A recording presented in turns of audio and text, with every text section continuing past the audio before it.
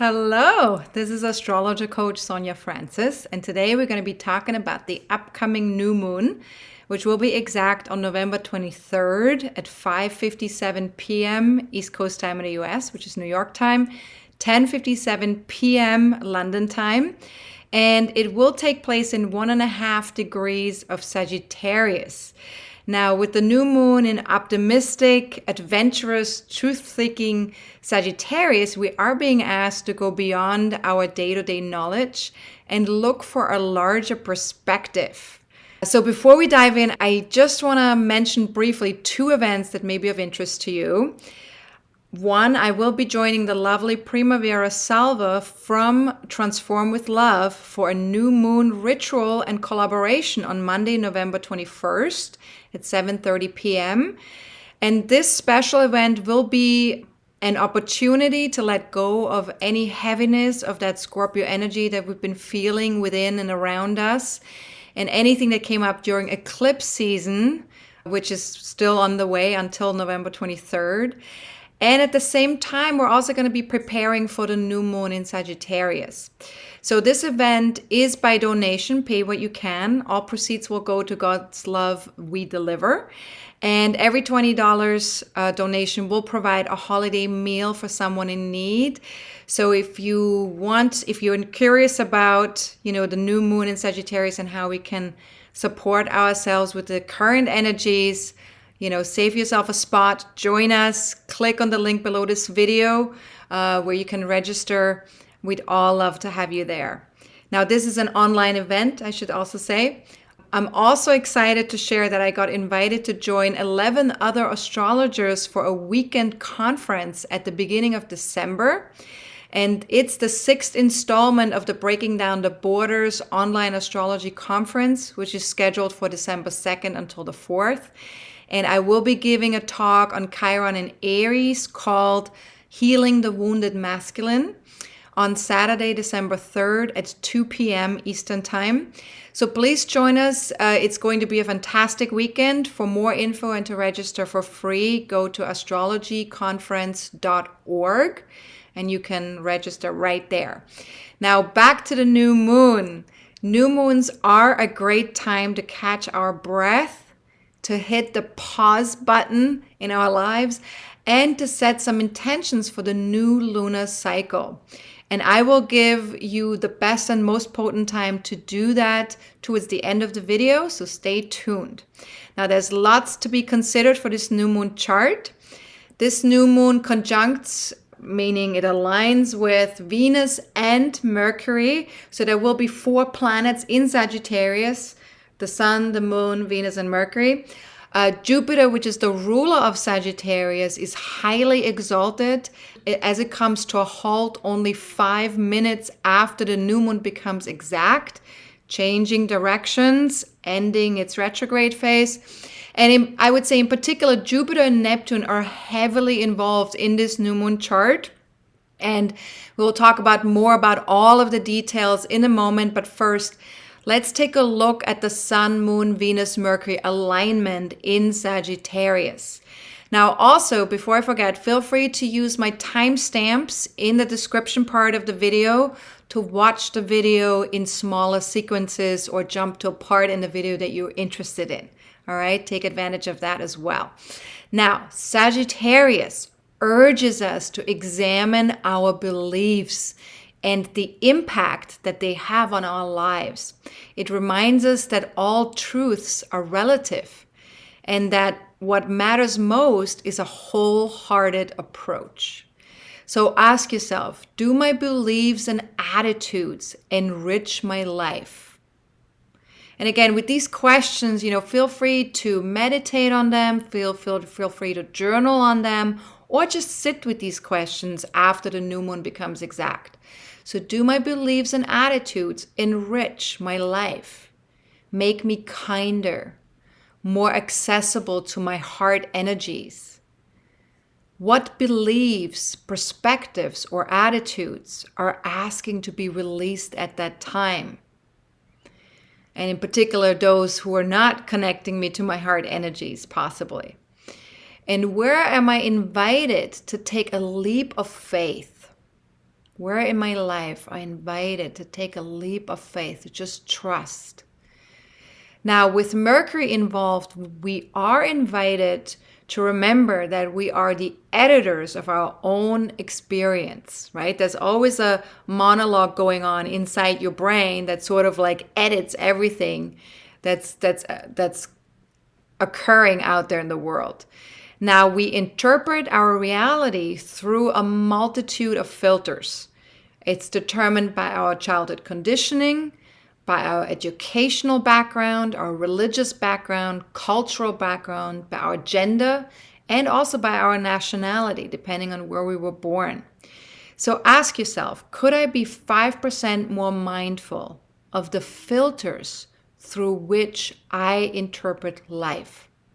Everyone has a different way of seeing life depending on all of these filters. So we have to ask ourselves and really investigate that.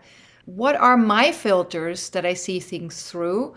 And how is that impacting the interpretation of my life, how I interpret my own life? And could I allow myself to be present in the here and now and to witness things exactly as they really are?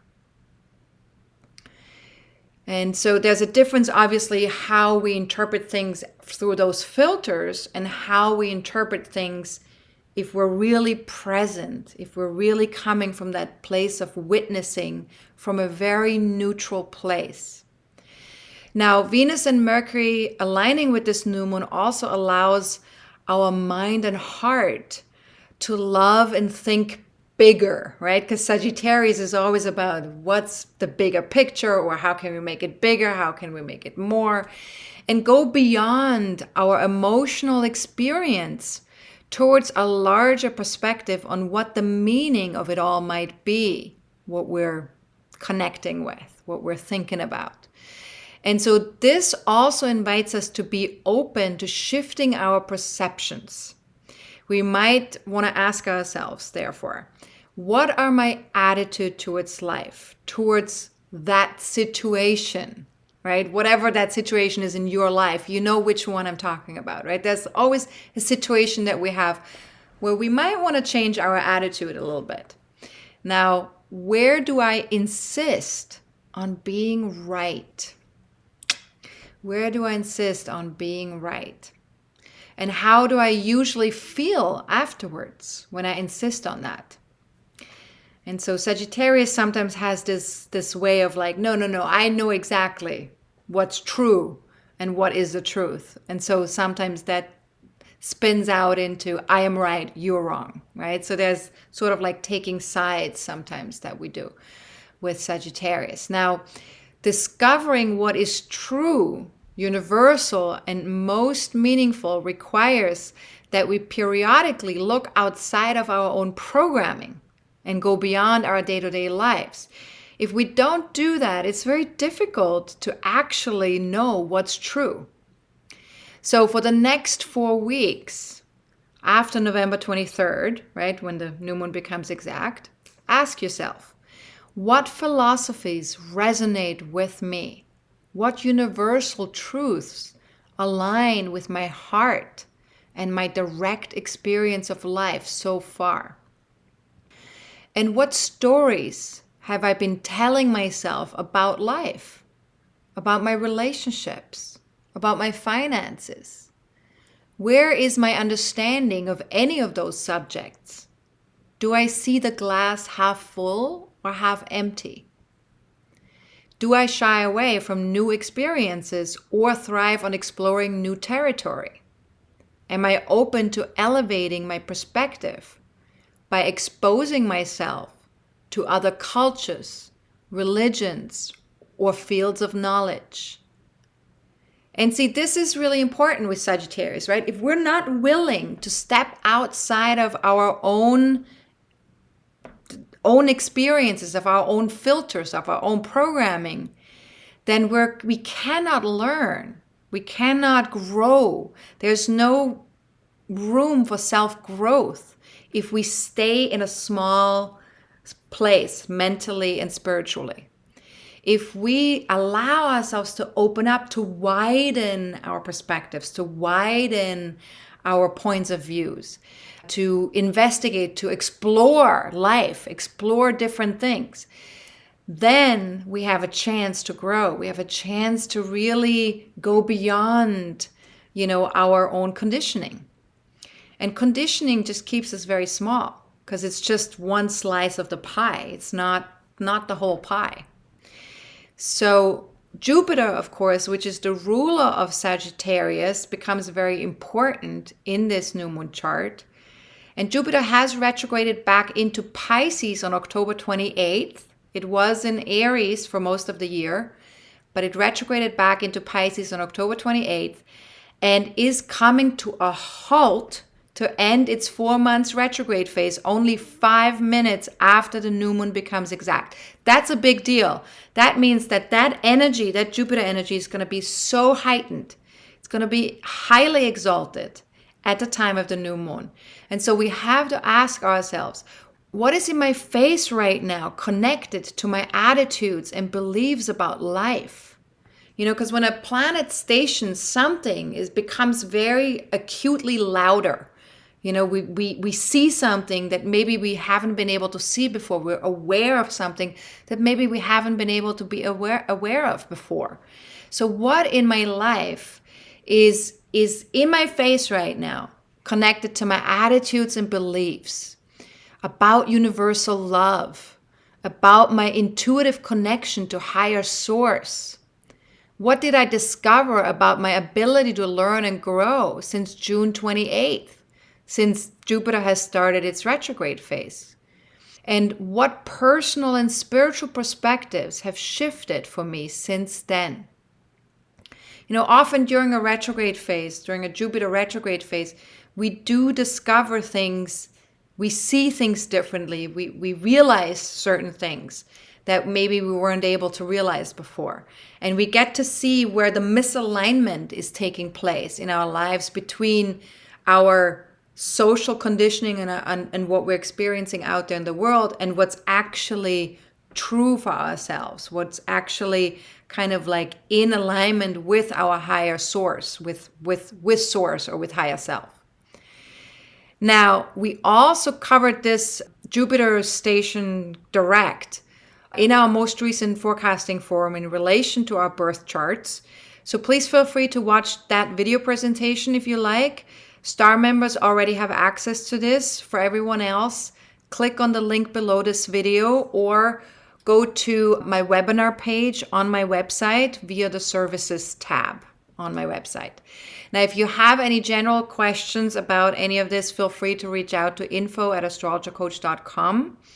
But if it requires me pulling up your chart, then please ask for a reading. Now, back to the highly exalted Jupiter in Pisces. Seeing through the illusion of separation from the divine, since we're all divine beings. So seeing through the illusion of that separation from our own divinity is perhaps the most significant perspective shift of all, especially right now. And sometimes it takes time to be able to make these perspective shifts. They don't always happen overnight. Now, until we encounter something outside of our conditioned or programmed frame of reference, we usually stay unaware and maybe even unconscious of our own assumptions that we have or of our own biases that we have.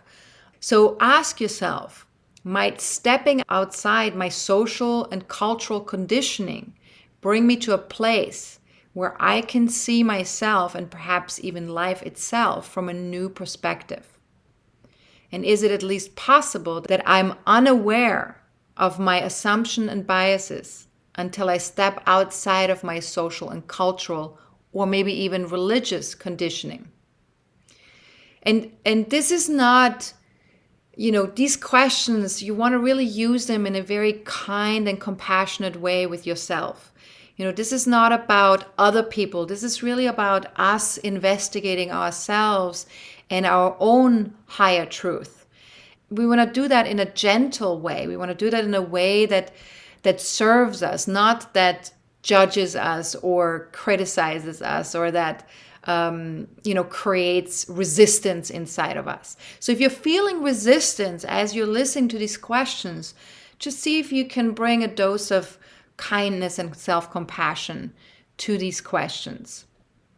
Now, with the ruler of the new moon in Pisces, we attract the highest good fortune when we are tender, devoted, compassionate, kind, looking out for the underdog, and giving generously. Now, recognizing our underlying interconnectedness feels very strong with Jupiter in Pisces. And solitude and meditation can bring us great pleasure and a sense of rejuvenation at this time.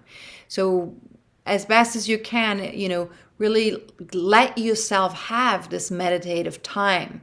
Whatever that looks like to you, it doesn't have to be meditation in a cross-seated position with a straight spine and, for 30 minutes or whatever, or an hour. It can look a lot of different ways. Whatever works for you is fine, is great. Just explore and experiment with what that looks like to really tune in with yourself. So ask yourself here is, how separate from others do I feel? Or how connected? And what might be possible if I allowed myself to keep an open heart and mind regarding the energetic world? Now, Jupiter is currently in a late degree of Pisces and trines the new moon in an early degree of Sagittarius. So it's kind of like an out of sign trine, but it's still a trine because the aspect is still very close to 120 degrees, and so that still creates a trine. Now, some of Jupiter's keywords are possibility, optimism, and growth, mental and spiritual growth. In addition, Jupiter and Sagittarius are associated with abundance and generosity. So having this trine in place really gives us a great opportunity to express gratitude and to also understand that gratitude is an aspect of unconditional love. And the more we can focus on gratitude, the more reasons we will find to be grateful. It's sort of like it's sort of like a snowball effect. It grows on its own just by the more we're grateful for about even just very little things, the more grateful we feel about life. So ask yourself, could I experiment with focusing on gratitude 5% more than usual? And what perspectives or attitude can I now release to experience a closer connection to the divine, a larger reality from within, and a more trusting approach to my intuitive knowing and sensing? Remember, Pisces, it's like Pisces is an inside job, right? And having Jupiter in Pisces means our self-growth happens as we are tuning in. It happens by having a focus on our connection to that spiritual core of ourselves, to that divine core of ourselves. Now, Melody Betty described this beautifully, the thing with gratitude. Gratitude unlocks the fullness of life. It turns what we have into enough and more. Gratitude makes sense of our past, brings peace for today, and creates a vision for tomorrow. So just think on that, right? Like just think on that, what gratitude can really do for you on a day-to-day basis. Now, Jupiter also sextiles Pluto in Capricorn, and this is providing an opportunity to be extra present while also focused on practicalities and long-term plans. So because of that, as best as you can, connect to your higher self and bring a sense of flow and faith to your long-term objectives, especially those that you feel really passionate about. Really allow yourself to trust, to be in the flow, to not get too fixated on a certain outcome or too controlling about a certain outcome, but by really trusting that there's a divine timing, that everything is going to happen by just having an attitude of trust and a sense of flow. So ask yourself, is it possible that combining my imagination with trust in divine guidance would support me in effortlessly reaching my long-term goals. And I think that's a pretty good one. And this can be applied, of course, all the time, but especially with this new moon, this is very strong, right? So is it possible that combining my imagination with trust in divine guidance would support me in effortlessly reaching my long-term goals? And am I open to experimenting with this new approach? So allow yourself to slow down and connect with nature, your body, your breath. Because when you do that, it will help you to manifest more in less time. And I know we're not conditioned that way necessarily, but that this is your opportunity to step outside of your conditioned filters, right? Your conditioned self, and to experiment with something different and new. Now, we don't manifest more or faster by rushing things, but rather by getting and staying in tune with the creative process. And the creative process is really, it's about being present. It's about allowing. In the creative process, we're not overthinking. We are literally making use of everything that shows up in the moment of now. So ask yourself, where am I headed? Where am I headed in my life? And if everything is energy and always in perfect alignment on an energetic level, what might become possible if I were more in tune with my energy body? And could I align more closely with my goals if I were more in tune with my energy body? And what would trusting the unfolding of my goals look like to me? What would that look like? I think that could be quite a beautiful experience. So it's just something we want to consider and experiment with during this next 28 days after November 23rd. Now, the highly exalted Jupiter aligns with Neptune in Pisces. And Neptune is, of course, in its own sign, so it's already quite exalted. But it's even more exalted because it's also stationing like Jupiter, preparing to come to a halt because it's ending its 5 months retrograde phase on December 3rd. So Neptune is still moving a little bit faster than Jupiter at the time of the new moon, but it is also exalted. So this exalted combo is a massive call to extend compassion, acceptance, or forgiveness to ourselves and to other people. Unconditional love for our feeling body and responses towards the world is so important right now. So we really want to tap into this Pisces energy in a higher vibrational way, in a useful way. Because if we don't, we might land more into the lower, denser vibrational places of Pisces, which is more about escapism. It's about drug use, alcoholism. It's about being in a fantasy world and not living in the real world. We're not really connecting to anything. We're feeling lost. We're feeling in chaos, right? So these are more the denser, lower vibrations. But if we really allow ourselves to step into or extend compassion, acceptance, or forgiveness to ourselves and others, and this unconditional love with our own feeling body, with other people's feeling bodies, that's the highest vibration of that combination. Now, we do feel more sensitive with Jupiter and Neptune conjunct like that in Pisces. We're more tuned into other people's feelings or suffering.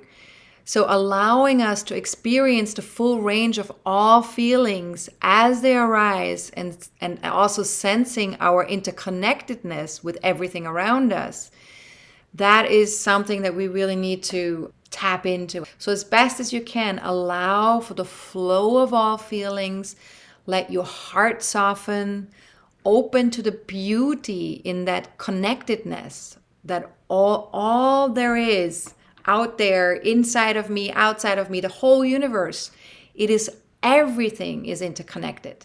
energy does not separate itself from each other. And since everything is energy, everything is interconnected. So really allowing ourselves to embrace the beauty of that. So ask yourself, if I were to be totally honest with myself, what would I notice is draining rather than inspiring me? And where do I seem to have a hard time discerning fact from fiction? Could I be open to receiving guidance directly from my higher self, my soul self? And if my feelings had words and could speak, what would they say? And what might my dreams tell me? Dreams can be very powerful. And dreams is very much connected to Pisces. Pisces is our dreams that we have at night and also our dreams that we have during the day, our imagination, our ability to imagine the impossible, so to speak. And what am I learning about the energetic world? What are we learning right now? Remember, Jupiter is all about mental and spiritual learning. So what am I learning about the energetic world and the intuitive world? And I also want to say here very quickly, we covered the Jupiter-Neptune alignment in a previous webinar in March of 2022 in relationship to our own birth chart. So please feel free to watch this lovely webinar, especially if you haven't seen it yet. And if you are not a star member in March of 2022, you can click the link below this video, go to my webinar page on my website via the services tab and get it there. I should also say that it is on sale right now, so that'd be a great time to get yourself this webinar. Now, Neptune and Jupiter in Pisces also square Mars in Gemini. And this has been an ongoing process, in particular since October 28th, and it will last until December 4th. Now, this is advising us to look before we leap and think before we speak. So it's kind of like it's a challenging aspect. Now, Mars journeys through this fidgety sign, Gemini, right? It's very very fidgety, very all over the map. Mars journeys through this fidgety sign for a total of 7 months because of its current retrograde phase. So right now it's retrograde, and because of that retrograde phase, we will have Mars in this one sign for 7 months, and normally it's only in a sign for 6 weeks. So you can understand how that's a big deal.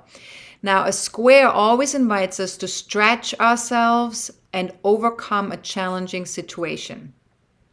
We need to go within, yet we also want to actively connect and learn from one another. So there's sort of like an external, internal challenge here.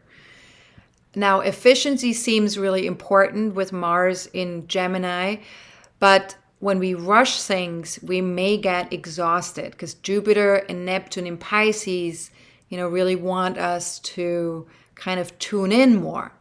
So this tension really invites us to stretch a little and resolve the tension through some creative solutions that we can form. So the key here is to listen, to really listen to ourselves, listen to our body, listen to our intuition, and to do that so that we don't drive ourselves or other people crazy with all that fidgetness or restlessness.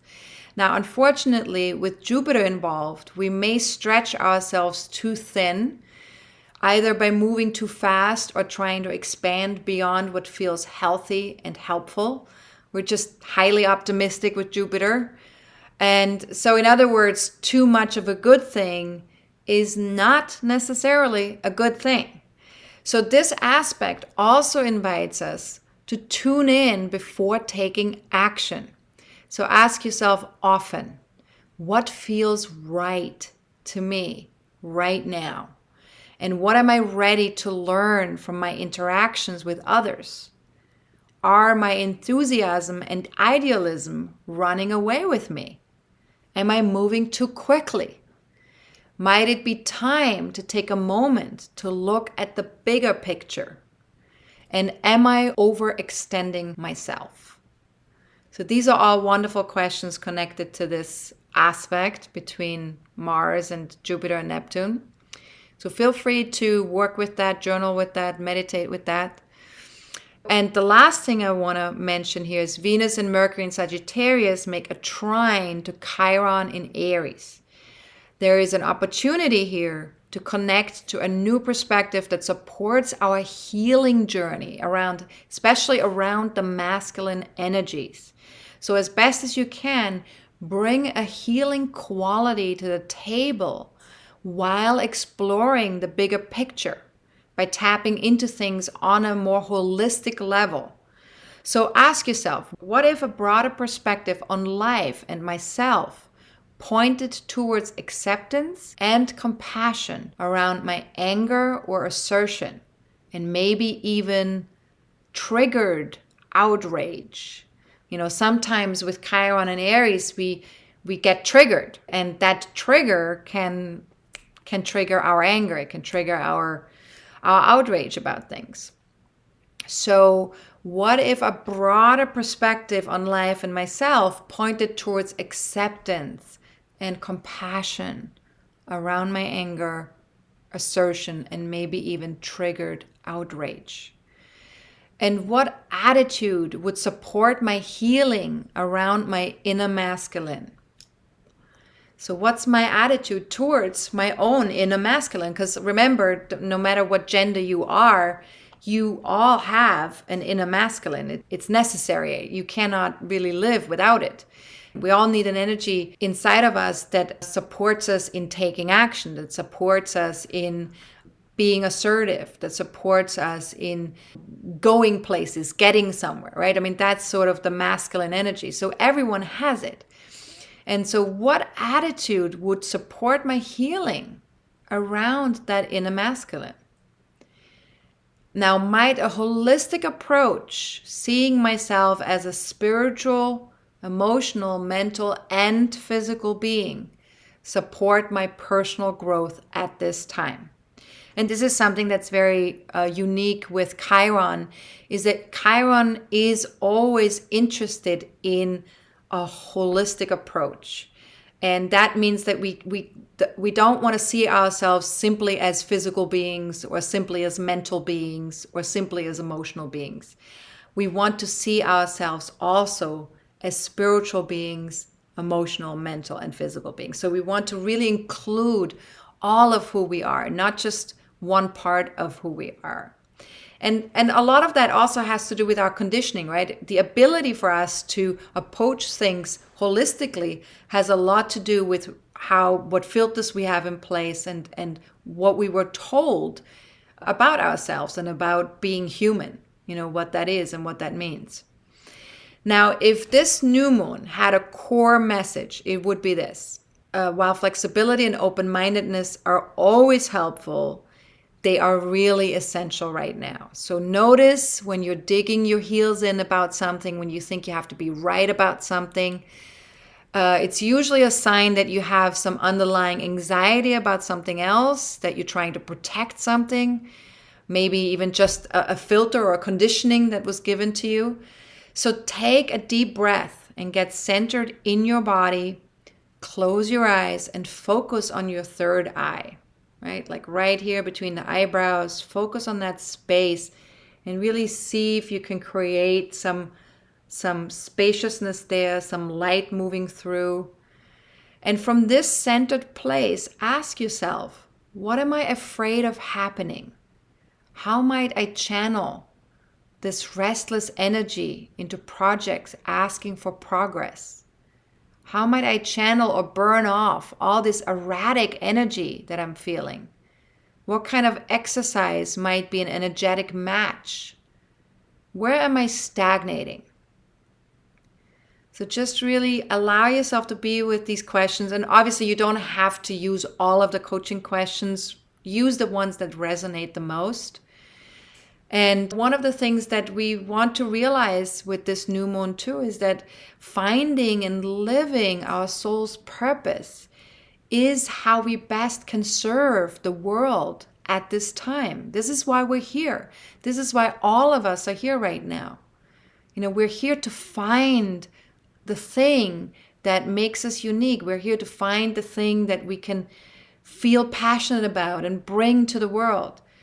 So never try to keep something going that you intuitively realize is complete or finished or it's not you anymore, regardless of outside pressure or regardless of your childhood conditioning or whatever filters you have in place.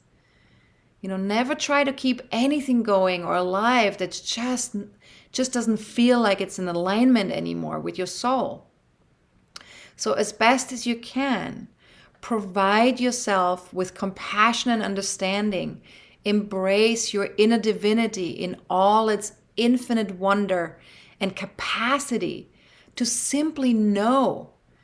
All of our answers are already within us. So these questions are not there for you to have answers from up here. The coaching questions are always there for you to simply tap into what you already know, what's already there within you. So ask yourself, if there was a reason for me to be here right now on this planet, what might that reason be? And where am I headed? What do I believe and what do I simply know? There's a huge difference between believing something and knowing something. Believing just means that it's sort of like it's a conditioned thing.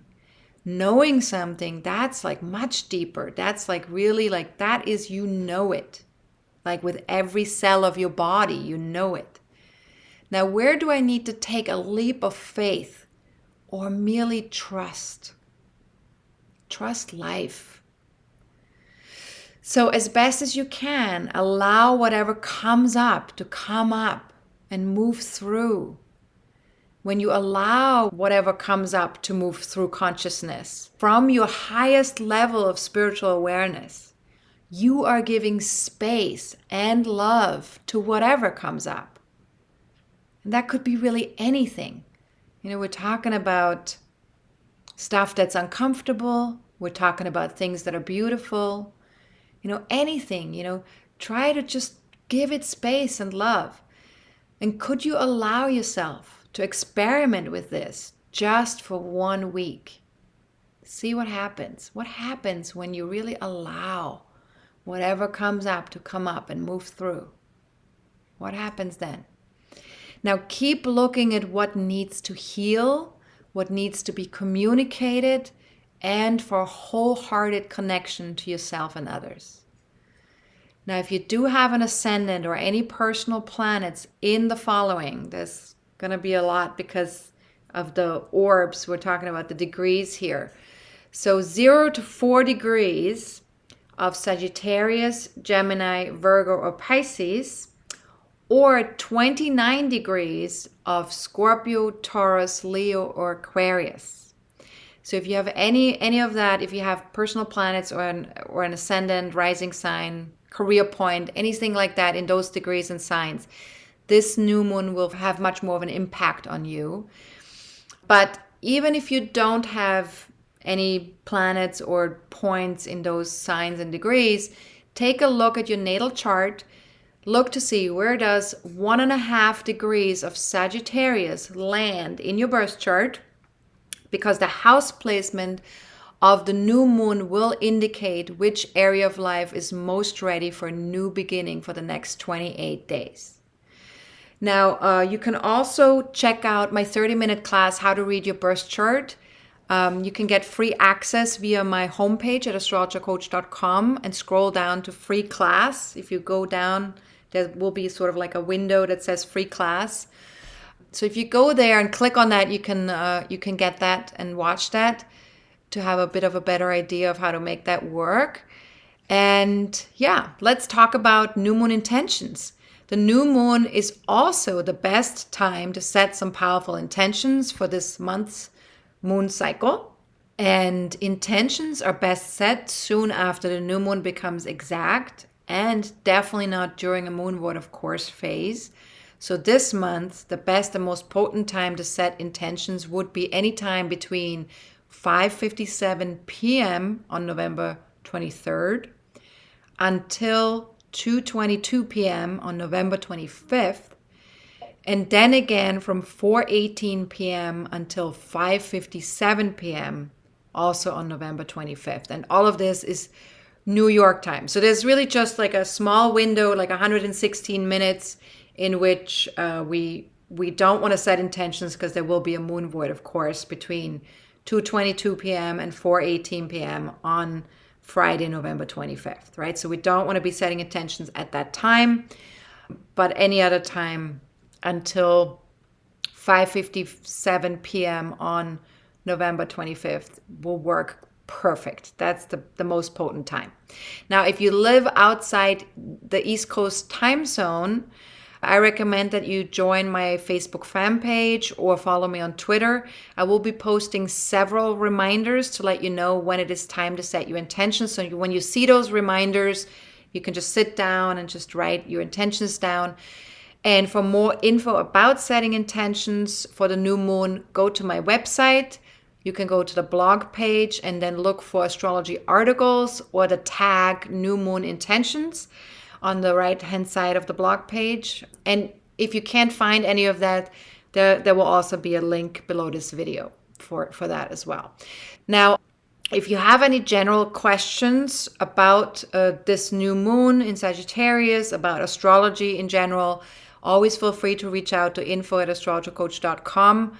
If you have any personal questions, like I mentioned earlier already, please book a reading, because that means I have to pull up a birth chart, which would take time. And I'm happy there are different types of readings that you can book. So anything from like a 25-minute to like a 2.5-hour reading. So whatever feels right to you, you can do that on my reading page. There are readings available with me or Leah. Leah is a soul-based astrology student of mine who has finished the soul-based astrology curriculum and is now a soul-based astrologer. And so she's wonderful as well if you want to work with her. And for any questions connected to what's coming up within the next 30 to 40 days, feel free to join the next monthly forecasting forum on December 10th. We will focus on the upcoming Mercury shadow phase in Capricorn from December 12th to the 29th, and Chiron stationing direct in Aries on December 23rd. So that will be available. There will be an early bird special until December 7th at midnight. So you can take advantage of that if you're not yet a star member. And once you're registered, you can ask a question in advance. Just email me by December 9th at the end of the workday. All right, so all of that is possible. Now, my members will hear from me in 2 weeks around the time of the full moon. So we can take a look at how far we've come since setting our new moon intentions. And everyone else, in 4 weeks for the next new moon, you'll see another video on YouTube. So as always, stay focused on your physical, mental, emotional, and spiritual well-being. Having a holistic approach is really beneficial right now. So have a good one. I'm astrologer coach Sonja Francis. Goodbye.